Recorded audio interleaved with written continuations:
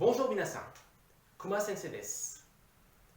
Comme vous le savez, le français oral et le français écrit sont très différents. C'est pourquoi, dans cette leçon, parler comme les Français, je vais vous enseigner quelques mots qui sont prononcés différemment à l'oral et à l'écrit. On y va. Aujourd'hui, nous allons étudier 3 mots. Après-midi, petit déjeuner, heure supplémentaire. D'abord, après-midi. Si vous ne le saviez pas, après-midi est un mot masculin et féminin. Ce qui veut dire que cet après-midi et cet après-midi, les deux formes sont correctes. Par exemple, l'après-midi a été bon.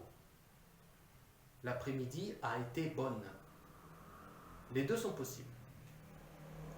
En français, à l'oral, le mot après-midi devient souvent l'après-midi. L'après-midi. Qu'est-ce que tu fais cet après-midi? Pas seulement les jeunes français, mais tout le monde utilise cette forme, l'après-midi. Numéro 2. Les heures supplémentaires. Le Japon, c'est le pays des heures supplémentaires. Et les Français sont un peu feignants et ne veulent pas dire heures supplémentaires, c'est très long. Donc les Français disent heures sup. Les heures sup. Je fais beaucoup d'heures sup ce mois-ci. Kongetsu, watashi wa takusan zangyou shimasu. Heures sup. Numéro 3, le petit déjeuner. En français, le petit déjeuner est souvent prononcé le petit-déj. Le petit-déj. Par exemple, ce matin, au petit-déj, je n'ai rien mangé.